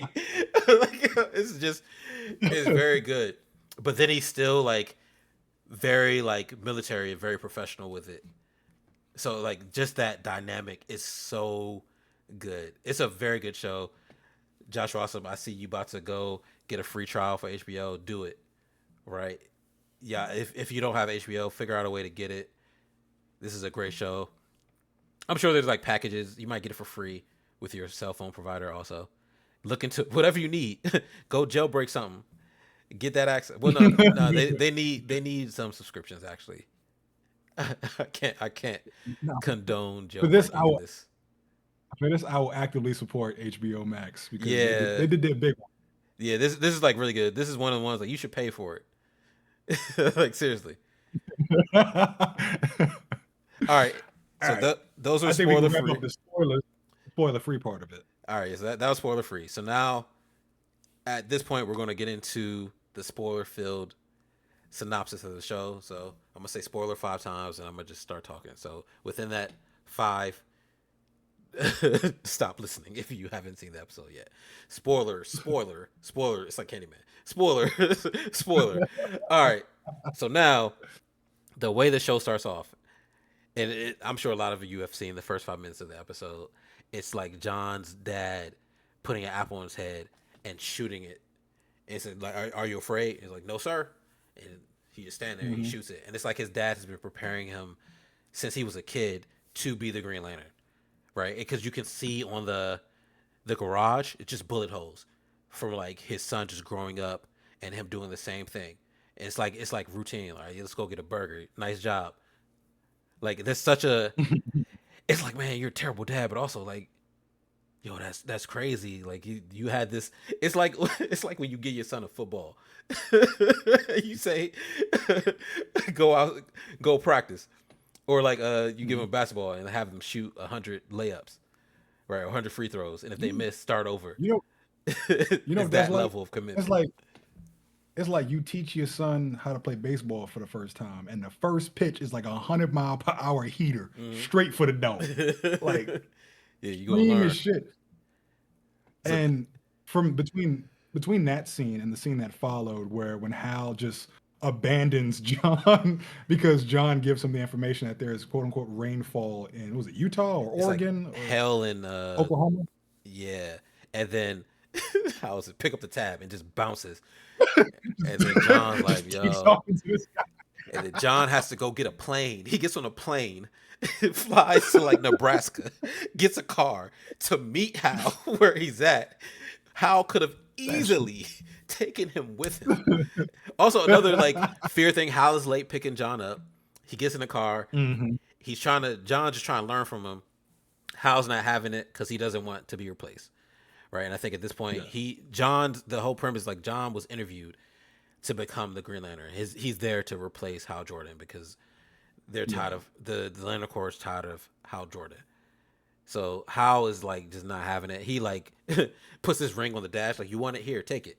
Then he jumps out the car, and, like lets the car go over a cliff, and then John puts it on to this. That's the first construct. It's like bubble wrap. You don't actually get to see it. But that's the first construct. The next construct is like Hal makes a bottle opener, right? And these are all really hmm good because again, it shows like just the difference in how they use the ability. Sorry, there's a contract for that. Hal makes like a $20 bill so that he can keep playing the Yeah, use same it for a song, jukebox. yeah, over and over Fucking with the again. guy. That was great. That was a quintessential Hal Jordan moment. Like Yeah, that's the kind of shit Hal Jordan does. Both fuck with people and willing to get the job done. but But it's to great the because the he was just issue, trying to get arrested so he can go interrogate this dude who only got arrested because so there's like they're like they're in this area because they're aliens. And my bad, not to cut you off, but let me just no, they're good. They're good. say this because I forgot to say it. So they're in this area. The whole hell thing in Nebraska or wherever it is means that there's something going on in this area. They go there. Hal Jordan's like, yeah, those guys are aliens. But he's not interfering with the police. But the police are like, why are you here? This is like a normal shooting. It's like, no, these are aliens. And then he's like, you'll see. He's just cocky. He doesn't explain how he knows. He just says it, and he's not wrong. They are aliens. Uh, No. they all the law enforcement notice this guy trying to blend in. The only one who like does something about it is John, because everyone else is like seasoned. They're like, no, we know he's not. We know he's part of the shooting stuff. The only reason we're not doing anything is hmm because we don't want to spook him. And then John immediately spooks him, so now you got to chase him. That's the first time you get to see like just the difference in style, right? And like, oh, you're a rookie. You're clearly a rookie. And then uh Hal just lets him do it. He doesn't use his ring. You got it. I love that. I hmm love like the show's not focused on the ring. The show is more focused on like the detective work. And the ring is just a tool. hmm It's like cops don't just pull out their well, all right. Cops in other countries don't just pull out their guns Cops shouldn't just pull out their gun. Right. So like, how does it just immediately resort to using his weapon? Because that's not Mhm. how like police. These are space police. That's not how they work. And Yeah. he's One only of the there because this is an international or extraterrestrial threat. He wouldn't even be bothering them if it wasn't. Like he's not here to solve little petty cases, right? He's here because this is like something more serious, and I love yeah. that. All right, my bad. Go ahead. No, you're good. So one of the many themes that I think the show is going to touch on is a criticism of police, in the sense that one of the things that people were complaining about regarding lanterns was that there's not enough green, there's not enough lantern constructs, there's not enough this, not enough that. Green Lanterns wield in comics what is called the most powerful weapon in the universe. You have to, this question is going to ask this show is going to ask the question of what makes a good cop. Is it somebody who has to repeatedly draw their service weapon to solve all of their problems, or someone who can use their more human abilities to de-escalate a situation and solve the problem that way? So when you have moments where Hal is constantly using his ring to do very basic tasks like making a bottle opener or using making counterfeit money, it creates this juxtaposition where on one end you have Hal, who's like the older, more jaded veteran, who maybe has lost a bit sight of who he once was. And we kind of see that both in like the transformation, because there's the moment with the hologram where you see that Hal looks younger, his hair isn't as gray, which I have a lot of theories about that, but I don't want to spoil it because I think I'm very much right about those theories. Um, and then you on the other side, you kind of have John, who's like Ethan Hawke on the first day of training day, first hour of training day, where it's like, he's bright eyed and bushy tailed, and he just wants to do his absolute best, and he understands like the gravitas of his duty, and he wants to, preserve peace and all that good shit. And you So start to see the turn. I was saying, he's also extremely patient as well. Very patient, too damn Yeah, patient, I would say. yeah. Even calling Hal would his get on my dad nerves. to like be like, "Yo, man, I can't do like asking calling his dad for advice." So he still has a good relationship with his Mhm. dad, which is good to see considering his dad was shooting apples off his head. I think there was a reason. So my theory is that either he knows Hal personally, and that's why he's been training John in order to assume the role of this Green Lantern, or there's a possibility that his dad was originally the candidate for Green Lantern, Mhm. and that for whatever reason the ring went to Hal. Like there's got to be some sort of pre-existing history in order for him to be training his son to seemingly become a Green Lantern his entire life. I think it's I don't know where it's going to take us, I but think it's the we're gonna have latter. to see when the show. Like his dad was one of the candidates. Yeah, because um when or maybe it's a third option where like his dad had met Hal Jordan when he was still covering his face, and then he was like, "How did you become the Green Lantern?" And then he just told him, "No fear." So he hears that and then trains his son up to not have fear because uh, when his son was watching the interview and turned it off when his dad got home, he said, "All right, what was his name?" So if he had known Hal Jordan previously, he would know his name and know him as the Green Lantern. But I'm assuming he didn't know. So that's what I'm going Okay. off of. Yeah, no, I understand. It can go either way, and I'm really excited to see how that unfolds because his dad knows way too much, and the fact that like John is calling his pops to let him know what's going on tells me that his Mm-hmm. pops is coaching him through all that. But on the topic of no fear, I think that is also another really like another major key point regarding this series because in the Green Lantern comics, Green Lanterns aren't fearless. They have the ability to overcome fear. Mm-hmm. Everybody gets scared in various ways. And to just say that they are lacking in fear really doesn't show strength, because strength generally is the ability to like lift, to prevail, to like get over something. And the fact that the so many of the taglines focus on "Are you afraid?" And I think the hero's journey over John's arc is going to be him realizing that yes, there are some things he's afraid of, but as a Green Lantern, it's his duty to always overcome that. And Mm-hmm. we kind of see that both in what's the name, the way his dad is raising him, and also in the fact that he has a family and Hal doesn't.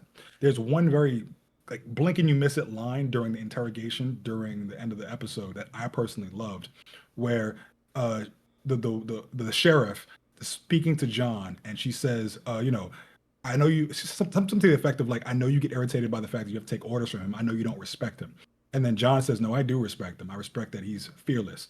And she replies, no, he's lonely.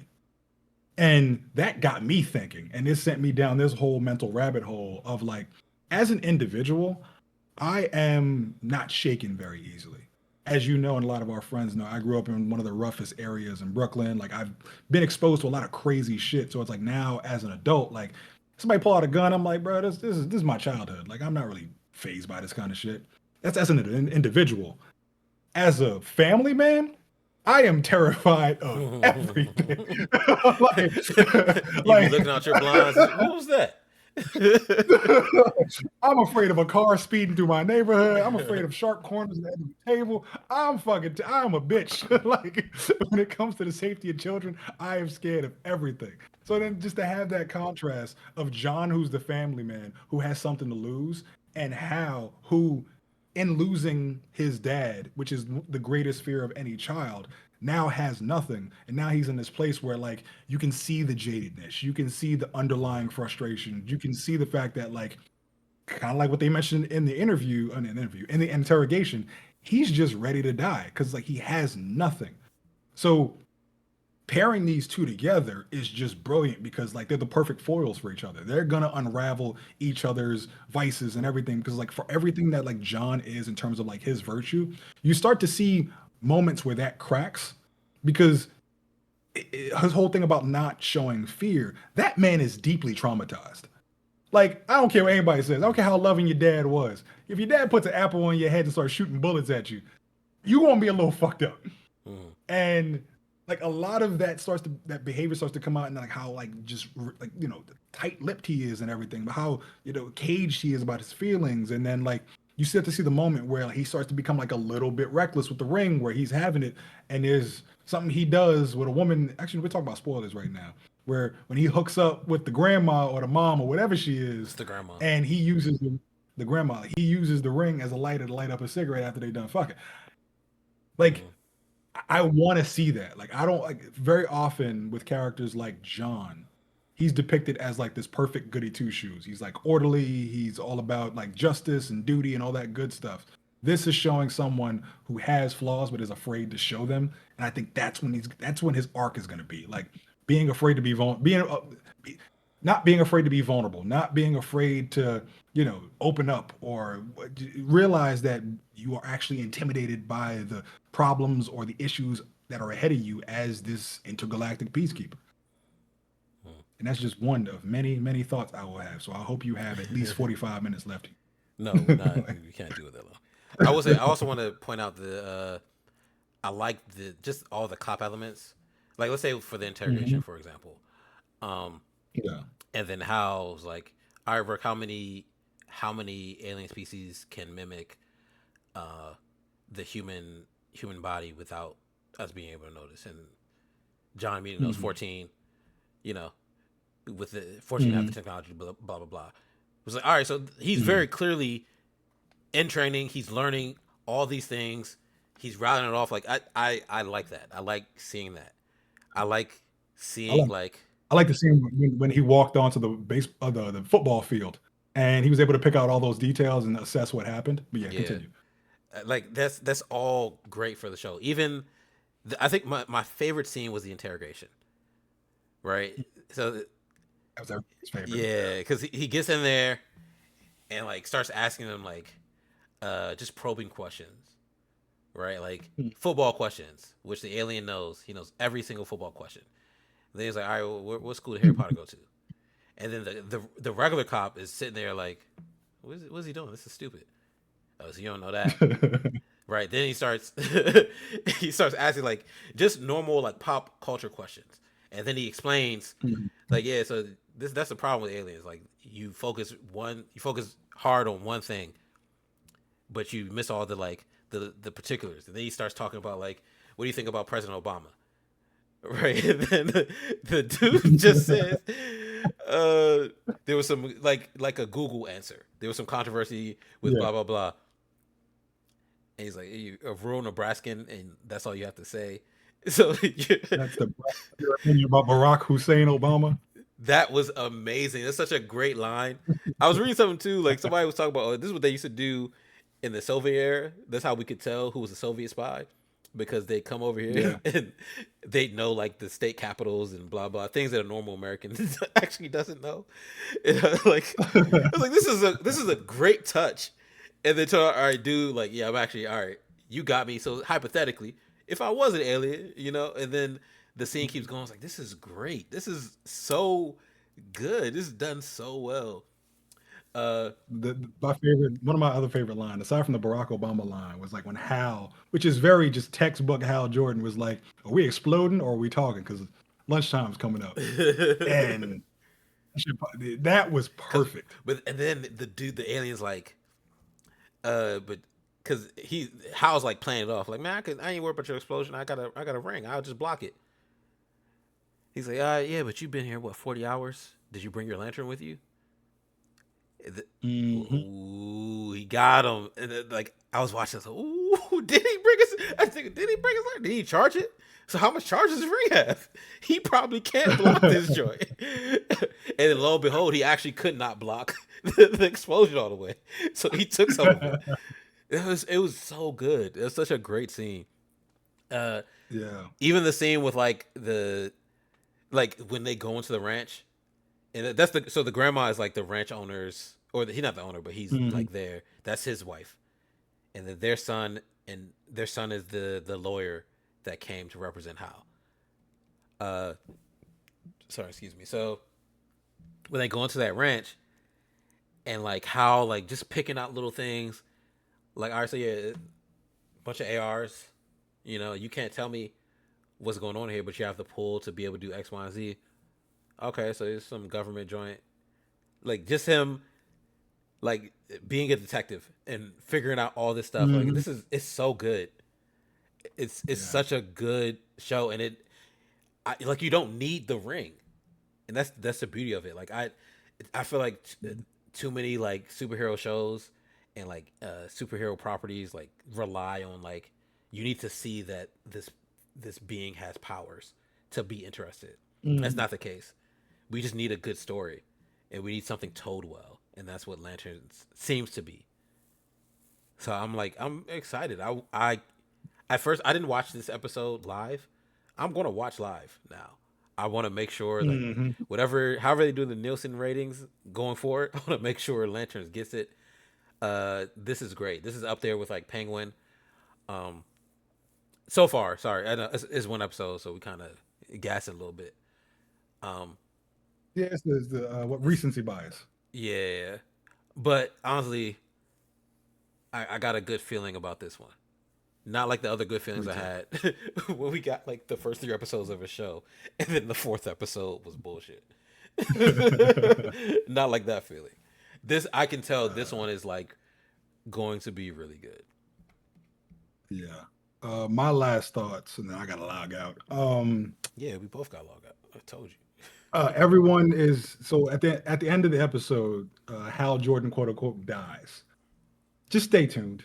Like there's a lot from the comics that I don't want to spoil for anybody, Mm, but there is a much bigger story at play here, yeah. and yeah, like that's the best way I can put it. And I'm So, looking forward. I'm going to talk to you about it offline, but yeah. I'm looking forward to see how things unfold because if they do what I think they're going to do, this might be one of the most ambitious projects we've seen Hmm.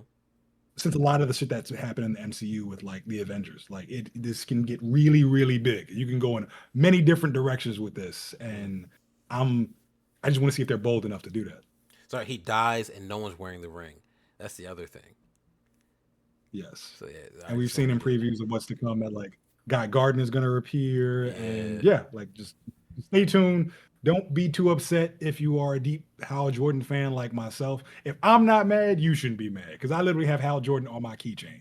Like It's gonna this, be good. this is going to be an incredible story. All right, with that, I'm watching DR from Detroit. Fantastic show. Definitely watch it. The Varnell Hill show comes out September 1st on Paramount Plus. Also, I cannot wait because I love Martin. I love Varnell, so I can't wait to see that. Lanterns, of course. uh, President Curtis, Rick and Morty. About to watch Reacher. There's a lot of good stuff out. Ted Lasso. I think Joshua also was talking about episode 3 of Ted Lasso just came out. Love the new season already, so I'm watching that. Tires on Netflix is new season Tires.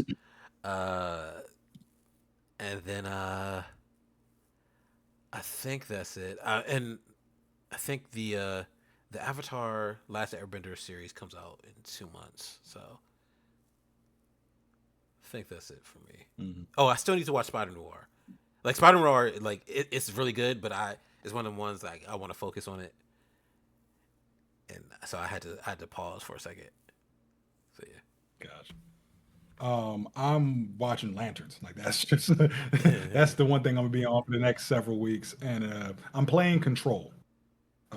The Control sequel, I think it's called Revenant or Resonant. It's coming Mhm. out in a few weeks. So I wanted to play the original Control and beat it so I can be ready for the sequel because that looks really good. Okay. All right. Well, that's what we on. Check us out on Twitch, which is what this is. YouTube, Spotify, Apple Podcasts, all these places. Um, and then we'll be back next week with a wait next week, right? Yeah, you'll be here. We'll be back next week with a new episode, more thoughts. It won't be about lanterns. We'll wait for the rest. We can't do lanterns every week. Yeah, we could do like a mid-season review, maybe so just wait for the end. Yeah, yeah, yeah. Yeah. But yeah, all right. Until next time, y'all. Peace. Peace.